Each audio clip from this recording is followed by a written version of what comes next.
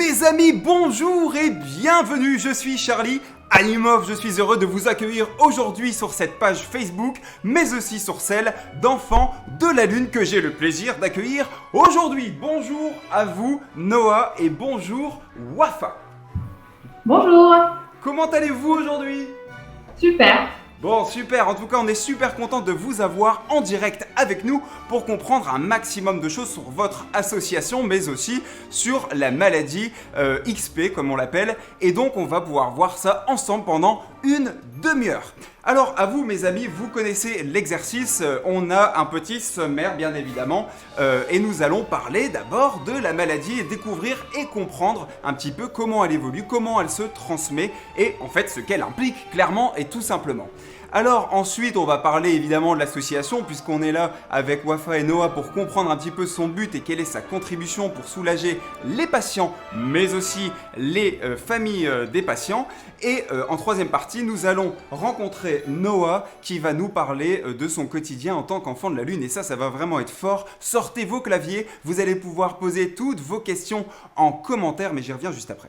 La quatrième partie évidemment ce sera votre contribution parce que oui vous allez contribuer pour l'association, évidemment que ce soit de manière financière, mais pas que, je ne vous en dis pas plus, il y a d'autres choses par lesquelles vous allez pouvoir contribuer, et c'est ça qui est fort avec ces Facebook Live. En tout cas, n'hésitez pas à partager ce live et à partager ces événements parce qu'ils apportent beaucoup, ils aident à comprendre, ils aident à faire lien avec la société et avec tout ce que fait l'association. C'est vraiment le juste retour des choses que de partager cette émission pour leur rendre service. Alors, comme je vous l'ai dit, je vous rappelle que cet événement est entièrement interactif, que vous allez pouvoir poser toutes vos questions en live et moi je les reçois sur le plateau, je les prends et je me ferai l'écho de vos questions auprès de Noah et Wafa et je leur poserai directement. Si la question fait sens directement avec ce que nous sommes en train de dire, eh bien je la poserai tout de suite. Et sinon, dans ce cas-là, on se garde une petite session de questions-réponses en fin d'émission pour pouvoir répondre à tout ça.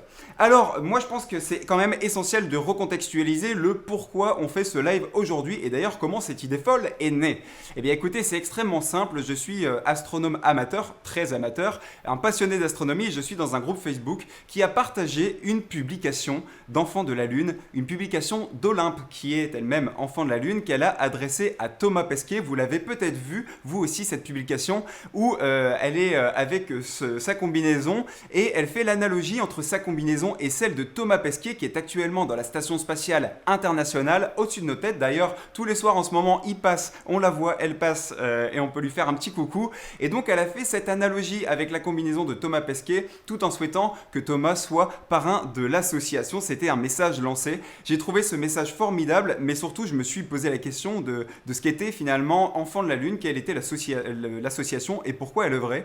Et je me suis dit que si je me posais ces questions, peut-être que d'autres comme vous qui nous regardez se posent également les mêmes questions. Donc je me suis dit pourquoi pas faire un live et j'ai proposé ce live à Wafa qui a accepté tout de suite, elle a sauté sur l'occasion et je trouve que c'est un formidable moment d'échange qu'on va vivre et donc n'hésitez pas à commenter et à poster et voilà, à liker tout ça. C'est vraiment vos encouragements qui nous lancent et qui nous donnent envie de faire tout ça. Bref, je parle beaucoup mais on va tout de suite plonger dans le vif du sujet en parlant donc de la maladie. Donc la maladie c'est le Xeroderma pigmentosum qui est dit XP pour abréviation. C'est une maladie qui est génétique, qui est héréditaire. Dans certains cas, il faut que les deux parents soient porteurs du gène pour qu'il soit transmis et ensuite la maladie peut se développer dans un quart des cas.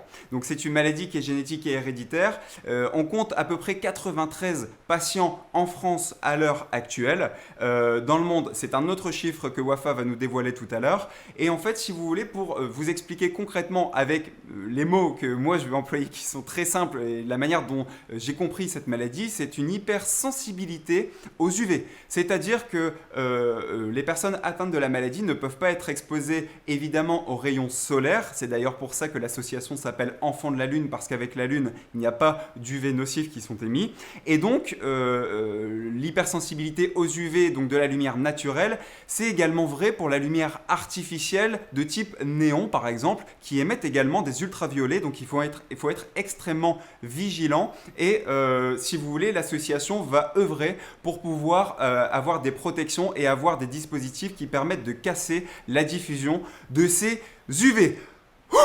Voilà, j'ai fait une super intro, Wafa, je sais pas ce que t'en penses, mais j'ai quand même super bien posé les bases et je pense que là tu vas pouvoir prendre un petit peu le relais pour nous expliquer un petit peu l'association, comment elle est née et aussi pourquoi, enfin ce qu'elle fait, pourquoi elle œuvre et c'est ça qu'aujourd'hui qu'on a besoin de comprendre. Merci Charlie, effectivement, une très bonne intro. Tu as très bien expliqué les bases. Donc, c'est une hypersensibilité aux UV parce que une maladie qui, les malades pardon, ont 4000 fois plus de risques de développer des cancers de la peau lorsqu'ils sont exposés aux UV. C'est une maladie orpheline puisqu'il y a très peu de cas dans le monde. On estime entre 3 et 6 000 cas dans le monde. Voilà. Je ne sais pas si tu as la présentation, Charlie. Oui, oui, bien sûr, bien sûr qu'on peut mettre la présentation, regarde ça. Merci. Donc tu nous disais du coup que tu as déjà parlé de la création, donc je te laisse dérouler en fonction de la présentation. Voilà, tu peux Voilà, recentrer ta super. caméra, c'est parfait. Je te laisse continuer. Merci.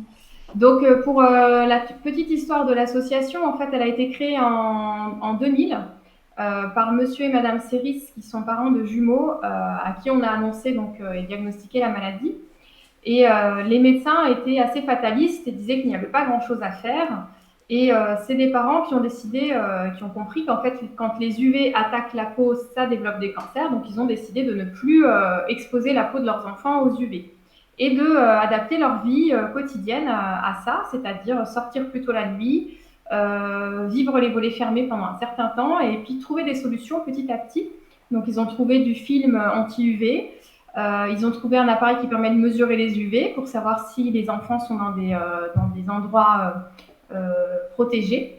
Et au bout de quelques années, au bout de 6-7 ans, ils se sont rendus compte que leurs enfants ne développaient plus de cancer et les médecins ont donc adhéré à ce qu'on appelle aujourd'hui la photoprotection, c'est-à-dire protection de la peau contre tous les UV. Effectivement, comme tu le disais, les UV, il y en a toute la journée, même quand il fait gris. Et certaines lumières artificielles émettent des UV, comme les néons et les halogènes.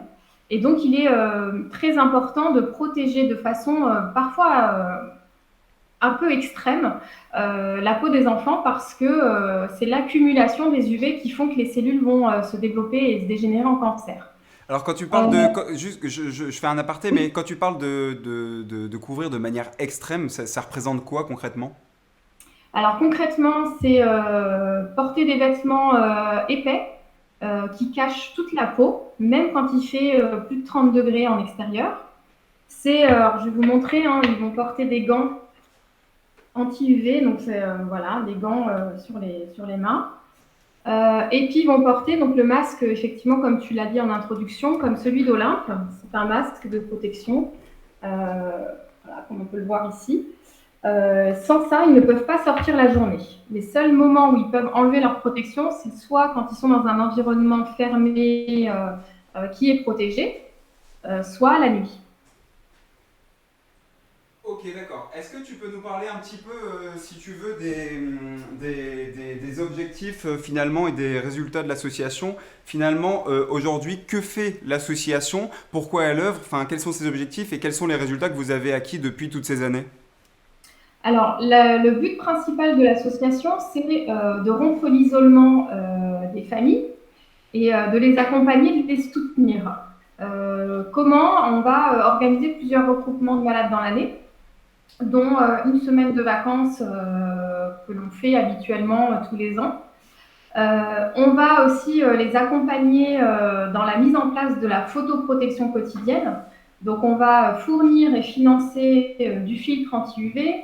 On va fournir un masque de protection. Donc, c'est un masque qui a été créé par les bénévoles de l'association. On fournit un appareil de mesure des UV, ce qu'on appelle un dosimètre ou un UV-mètre. Et on sait qu'en mettant en place toute cette photoprotection, le résultat sera un ralentissement considérable de l'évolution de la maladie. On a aussi tout un volet d'accompagnement pour trouver des solutions pour concilier protection et qualité de vie. Pour cela, donc, comme je disais, on a développé le masque.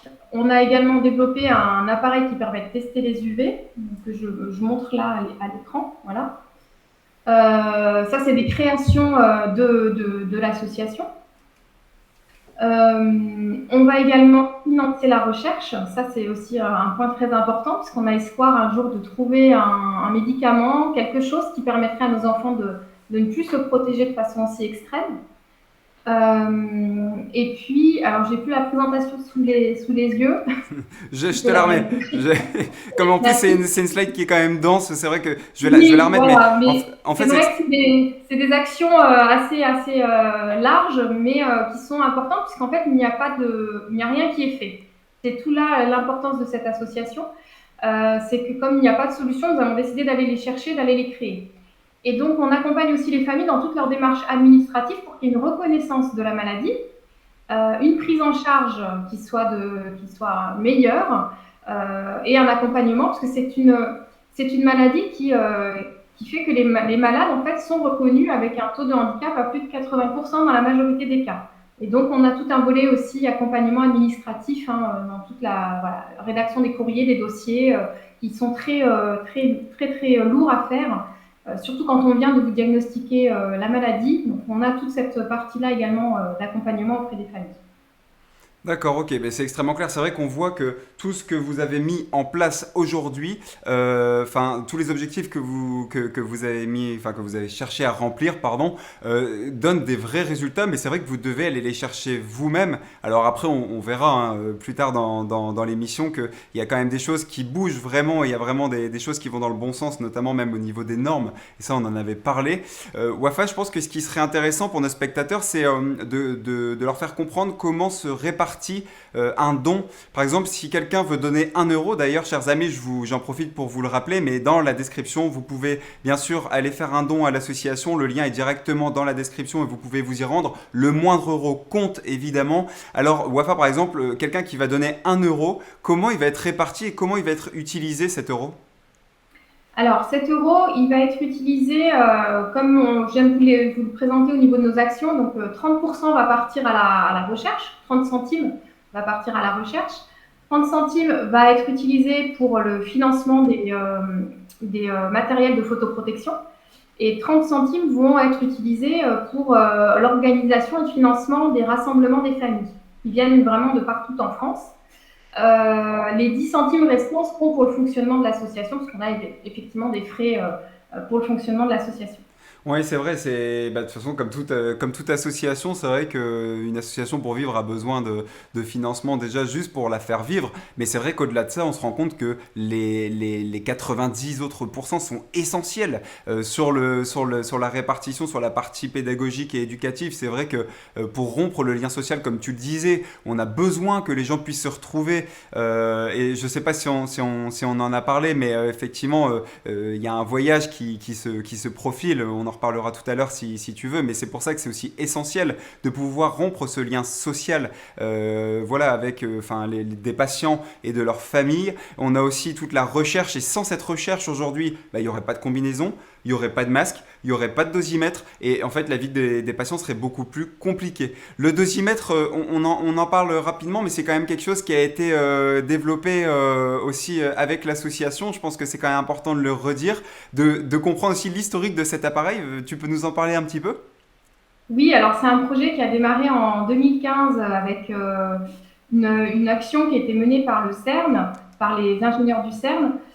C'est une action humanitaire qu'ils font tous les ans. Et on a pu participer à cette action humanitaire. Et à la fin de cette action humanitaire, on a deux ingénieurs bénévoles qui ont continué à travailler sur ce projet. Et donc, notre principal problème était que l'appareil que nous utilisions depuis des années, c'était un appareil que nous achetions 3 000 euros aux États-Unis, qui était très lourd, très fragile, pas du tout pratique à utiliser. Et puis surtout, comme je disais, il était très fragile, donc le moindre petit choc, il ne fonctionnait plus, il fallait le renvoyer aux États-Unis. Donc ça voulait dire vivre 3-4 mois sans l'appareil, ce qui est juste impensable pour une famille. Et ça avait un coût de 700-800 euros pour le faire réparer. Donc toutes ces problématiques-là devenaient vraiment très importantes pour les familles et pour nous, l'association, parce qu'on n'était plus en capacité de répondre aux besoins des familles. Et donc, on a développé ce petit appareil donc, qui est beaucoup plus facile à utiliser, qui est beaucoup plus fiable, qui est un joli projet qui est en plus local. Donc, nous, le siège est en région Rhône-Alpes. On a travaillé avec une entreprise d'insertion qui nous a fait l'assemblage. Les ingénieurs du CERN donc, sont dans la région également, puis voilà, d'autres structures qui nous ont aidés. Et on a pu, l'année dernière, finaliser ce projet et distribuer un appareil à tous les enfants de la Lune résidant en France. Notre objectif, comme pour le projet Masque en 2014, c'est de pouvoir le mettre à disposition et en vente pour les familles à l'étranger, parce qu'elles n'ont pas forcément ces appareils-là. Et c'est un appareil qui est fiable. Moi, je dis souvent que c'est un organe vital pour la famille. Sans cet appareil, en fait, on serait complètement isolé, on ne sortirait pas de chez nous. Et donc, c'est un appareil qui est très important. On appuie sur le bouton, ça nous dit c'est OK, c'est pas OK. Mais voilà, en tout cas, on sait on connaît les endroits où on peut aller. Je pense qu'on peut dire merci au pôle recherche de l'association, du coup, parce que c'est vrai que c'est ce qui a permis de créer cet objet fabuleux. Et d'ailleurs, je suppose qu'aussi quand il y a quand il y a des pannes, c'est tout de suite beaucoup plus facile. Plutôt que de renvoyer le produit aux États-Unis, on peut le réparer localement, je dirais même en France. Mais pour l'instant, comme je disais, il est tout récent, on n'a pas encore eu de panne, donc c'est déjà que c'est un très bon produit. Parfait, Mais je ne vais pas porter effectivement, malheur. ce sera beaucoup plus facile à réparer puisqu'on sera sur place. Ok, bah écoute, c'est super. Bravo à vous en tout cas pour toutes ces initiatives et toutes ces mises en place. Je te propose de continuer de parler de l'association et de terminer peut-être par quelque chose d'assez symbolique qui est la répartition finalement des malades en France. Donc comme je vous le disais tout à l'heure, on a 93 patients aujourd'hui à l'heure actuelle en France. Dans le monde, tu vas pouvoir nous avancer un autre chiffre, Wafa. Donc peut-être parle-nous de la répartition française. Alors, c'est une répartition finalement, voilà, on voit, il y en a un petit peu décimé un peu partout dans les départements. Les plus grosses zones sont l'Île-de-France et Marseille et Mayotte, où il y a de nombreux cas. Mais ensuite, si on le voit, c'est quand même assez isolé, hein. On a un cas par département, voire deux. Donc c'est là où on voit que la maladie est vraiment très rare. Effectivement, comme je l'ai dit tout à l'heure, il me semble, on estime entre 3 et 6 000 cas dans le monde. Ouais, 3 et 6 000 cas dans le monde, hein, c'est vraiment, enfin, c'est beaucoup finalement par rapport à une maladie qui est assez méconnue. Et c'est vrai qu'en France, bon, il y a une centaine de cas et comme c'est assez homogène, on a un ou deux cas par département, sauf les zones où c'est vraiment concentré. C'est ce que tu indiquais. Et donc, moi, je reviens sur une chose dont on a parlé quand on a préparé l'émission. Tu m'avais dit que vous avez déjà rencontré finalement des personnes dans la rue qui se posaient des questions en voyant voilà, les malades avec des combinaisons et qui n'osaient pas finalement venir vous voir. Et aujourd'hui, les messages qu'on souhaite faire passer, c'est aussi de venir et de poser la question et de discuter. Je veux dire, il n'y a pas de tabou, il n'y a pas de souci avec ça. Et en fait, c'est vrai que s'il y a une à deux personnes par département, bah, c'est vrai qu'on n'en croise pas tous les jours. Et donc, finalement, il ne faut pas forcément avoir peur de venir au contact des personnes et d'en discuter clairement avec elles. Hein, c'est ça? Oui, effectivement. Alors, c'est sûr qu'on comprend on comprend la surprise quand on est dans la rue avec tout l'équipement. Il faut, je pense qu'on préfère de façon générale qu'on vienne nous poser la question plutôt que des regards de très loin, interrogateurs, mais pourquoi est-ce qu'elle porte ça? Le Covid n'a pas forcément aidé aussi. Enfin, parfois oui, parfois non. Parfois, on nous dit, wow, c'est super votre truc là contre le Covid. Effectivement, ça peut, mais c'est pas la fonction première. Ok. Je pense qu'il faut pas avoir peur, il faut venir nous poser la question. Et en même temps, si on vous dit que ce jour-là, on n'a pas envie d'en parler, il faut aussi voilà, l'accepter parce que faut imaginer que si on a voilà, plusieurs personnes en une heure qui viennent nous poser la question, c'est pas forcément non plus agréable. Bien sûr. Et je pense que pour toute personne qui a un handicap, qui porte quelque chose voilà, qui n'est pas habituel, voilà, juste avoir des regards bienveillants, un sourire, un bonjour, parfois voilà, c'est suffisant voilà, ça me fait plaisir. Exactement. Et plus de personnes, plus il y a de personnes qui partagera ce live finalement, plus la maladie et les patients seront connus. Et donc voilà, c'est le but aussi, c'est que finalement on puisse tous connaître cette maladie, comme quoi ça existe, et aussi avoir des comportements voilà, qui soient adaptés, notamment quand quelqu'un est susceptible de venir de venir vous demander d'éteindre la lumière, voilà, c'est peut-être pas pour embêter le monde, c'est peut-être qu'il y a une vraie raison derrière, parce que la lumière peut être nocive et que finalement, bah, il suffit juste de l'éteindre pour qu'on puisse tous profiter d'un bon moment et de l'activité tous ensemble. Mes amis, je vous propose de sortir vos claviers puisqu'il est temps de poser toutes vos questions à Noah, parce qu'on arrive dans cette troisième partie où on va pouvoir discuter avec Noah. Il va nous parler de son quotidien. Et donc, c'est le moment, si vous voulez, de poser toutes les questions voilà, sur son quotidien, sur ce qu'elle aimerait faire, sur ce qu'elle a vécu avec l'association. Et vous allez voir qu'il y a plein de choses et que c'est super cool. Et donc, Noah, bah, du coup, première question, comment ça va? Bah ça va. Et Ça vous? va? Ouais, t'es en forme? Bah ça va, bah écoute, moi ça va toujours. Écoute, je vais d'abord balayer dans un premier temps ton profil, hein, on va te scanner et puis on va voir qui tu es. Et ensuite, je vais te poser quelques petites questions et j'espère que mes amis spectateurs nous poseront aussi des petites questions directement en live dans la case commentaires. Alors, Noah, c'est parti. Je mets ta petite présentation à l'antenne. Donc, tu as 12 ans. On voit une belle photo de toi. Tu es en train de faire de l'acrobranche. Et tes passions sont les suivantes. Tu aimes le manga, tu aimes le dessin. D'ailleurs, plus tard, tu aimerais être dessinatrice ou actrice. Hein, on ne sait pas. On verra dans quelle direction tu vas. Et donc, tu aimes la danse, la musique et également la natation. Et ça, tu vas nous en parler juste après. Ton meilleur souvenir, c'est le Grand 8 à Walibi, en Belgique, en nocturne. Et ça, mes amis, dites-nous en commentaire si vous l'avez déjà fait, mais je suis quasiment sûr que non, parce que ça, c'est vraiment une super expérience et Noah va nous en parler juste après. D'ailleurs, pour commencer, Noah, j'aimerais que tu me parles, pardon, de ton quotidien, notamment quand tu vas à l'école, très simplement. Comment ça se passe pour toi? Comment se déroule ta journée? Quelles sont les choses auxquelles tu dois faire attention? Ben, je suis une personne normale, il faut juste que je fasse attention, faut juste que je fasse attention aux portes et, surtout il y a certaines salles d'où je peux pas, où je peux pas aller parce que les lumières sont nocives. Ouais, d'accord. Quand tu dis faire attention aux portes, tu supposes que ça veut dire c'est les portes vitrées par lesquelles peuvent passer les UV, c'est ça? Mais, Ok. Wafa, j'ai une petite question pour toi, parce qu'on parle depuis tout à l'heure des UV qui traversent les fenêtres, les portes. Moi, j'ai toujours eu cette image qu'en fait, on bronzait pas à travers une fenêtre. Donc, bêtement, je me suis dit, bah, les UV passent pas. Mais en fait, si, ça passe quand même, mais quoi, en plus petite quantité, c'est ça? Alors, les fenêtres bloquent la majorité hein, du UV. Simplement, comme on est sur une maladie où on ne sait pas finalement quel est leur degré comment dire, est-ce qu'ils peuvent vraiment supporter une petite quantité d'UV, donc on est vraiment sur un zéro extrême.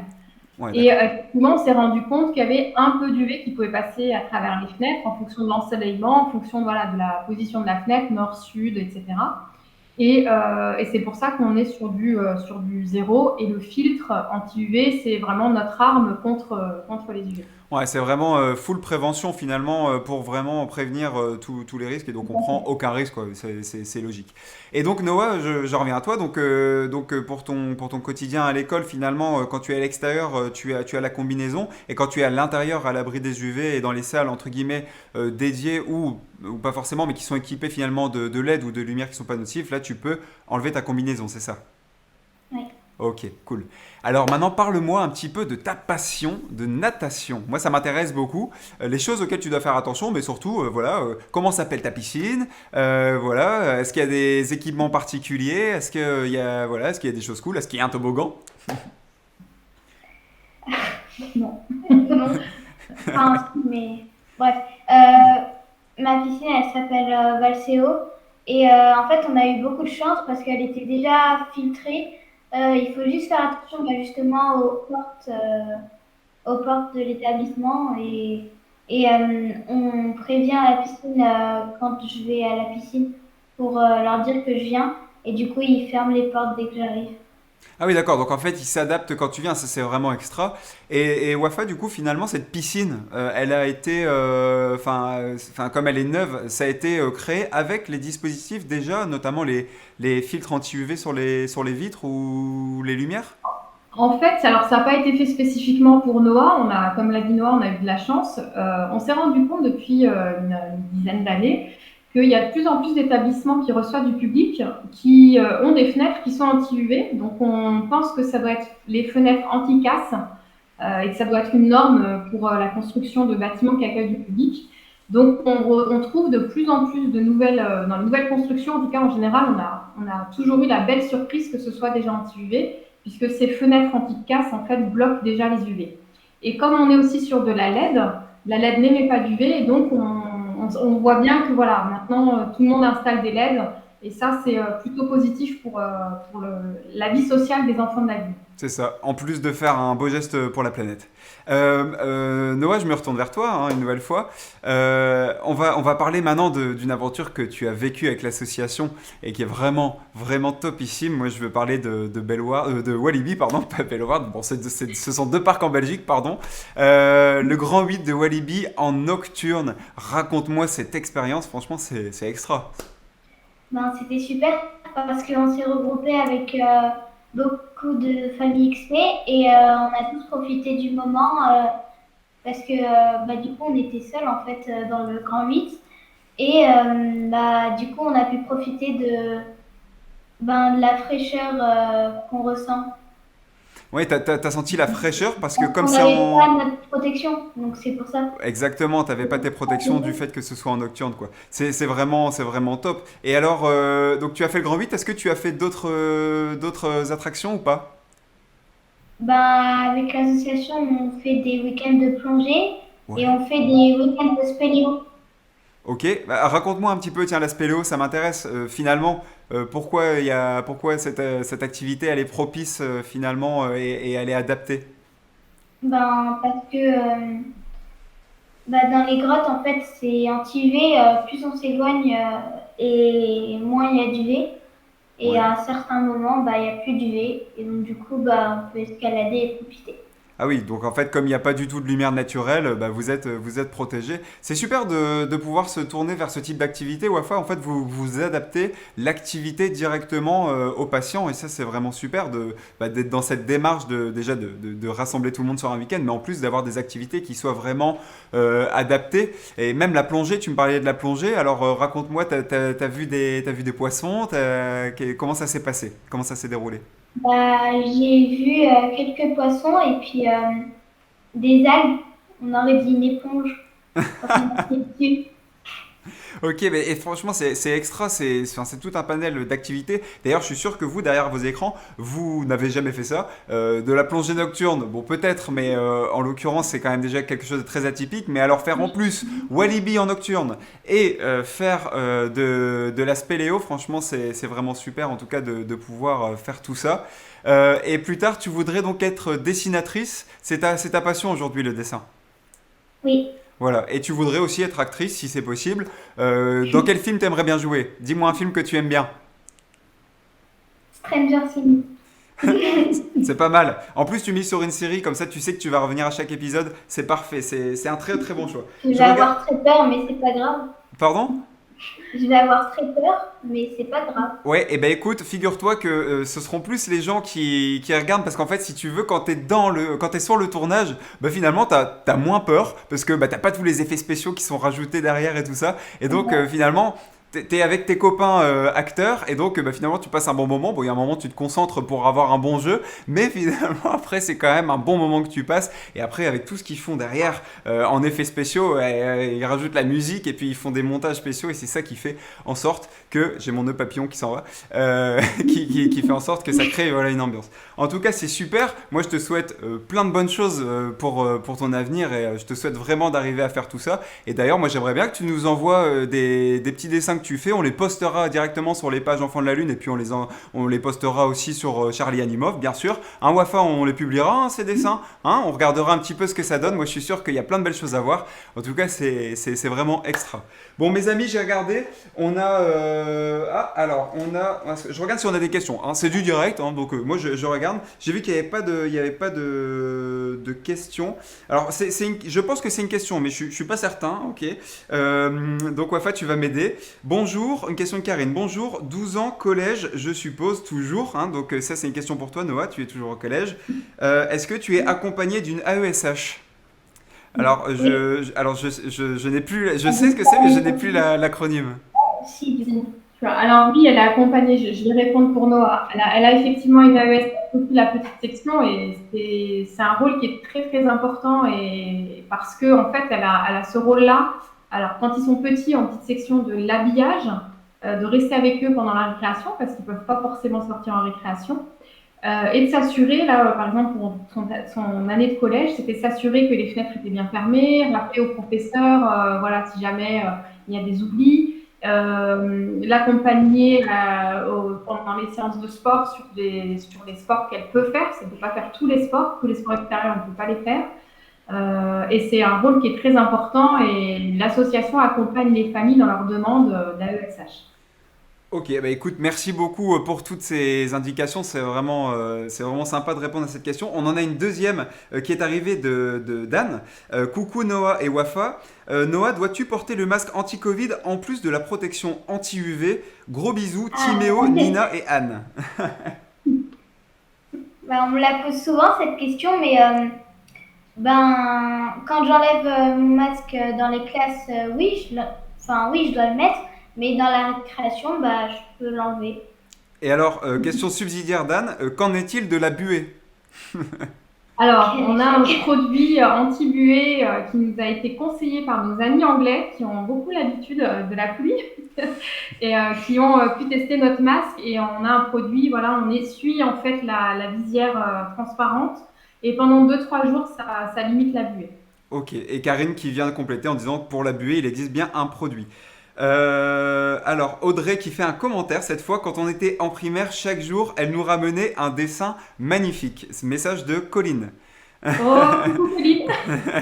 Voilà.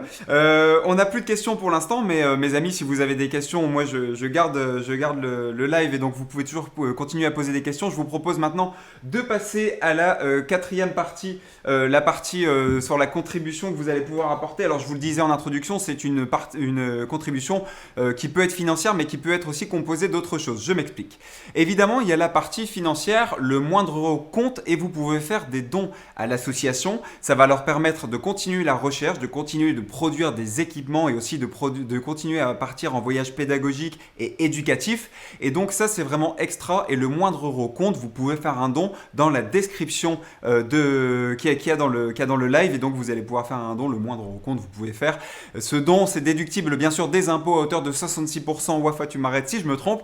Mais voilà, en tout cas, le moindre euro compte. Et si vous ne trouvez pas le lien, vous pouvez bien sûr aller sur le site enfantdelalune.org et donc dessus vous pouvez faire le don du montant que vous souhaitez bien entendu et si vous souhaitez vous entretenir avec l'association avant de faire le don, il n'y a aucun souci, on vous donnera toutes les coordonnées en fin d'émission.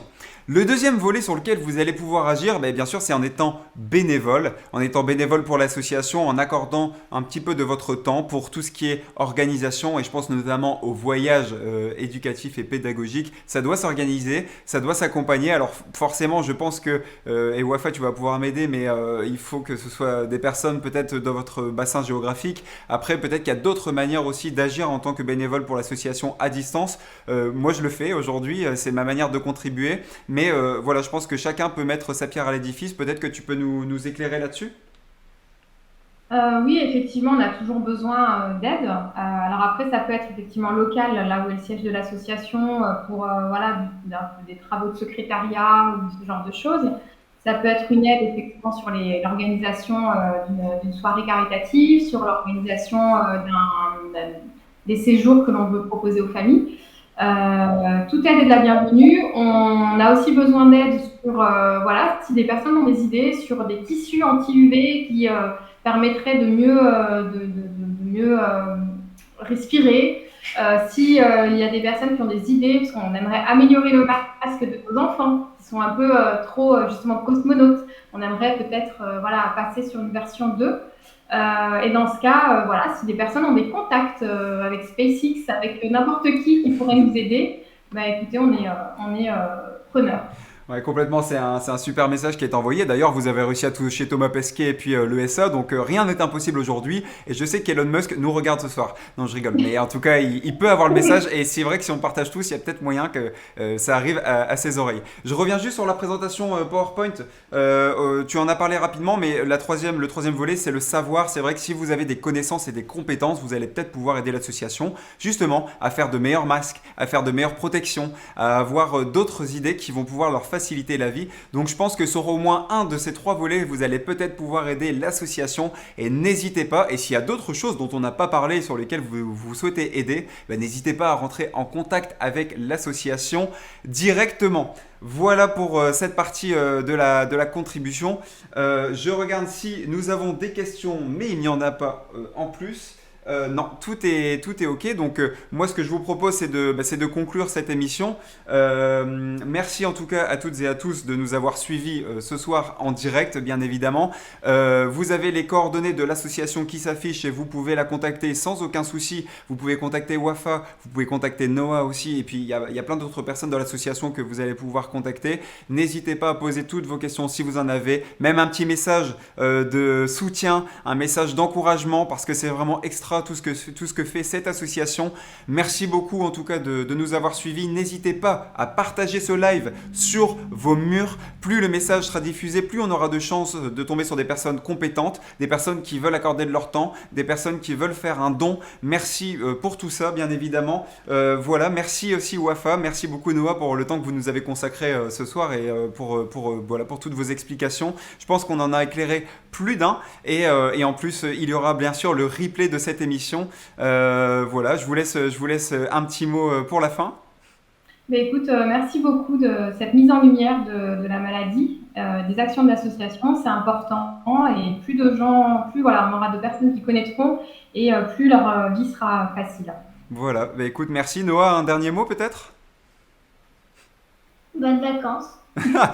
Ça, c'est un super mot. Merci beaucoup, Noah. Merci à toutes et à tous de nous avoir suivis, bien évidemment. Je vous laisse bien sûr vous abonner sur les pages Enfants de la Lune, les pages Facebook Enfants de la Lune et la page Facebook Charlie Animoff. Quant à vous, si vous connaissez une association qui a besoin de se faire connaître et qui œuvre pour le plus grand bien voilà, de ses adhérents et voilà, pour une cause, entre guillemets, ben moi, je serais ravi d'animer une émission avec ces associations. N'hésitez pas à me contacter via la page Charlie Animoff. Merci beaucoup à toutes et à tous de nous avoir suivis ce soir. Passez une bonne soirée. Je vous dis à très bientôt pour un prochain live. Salut!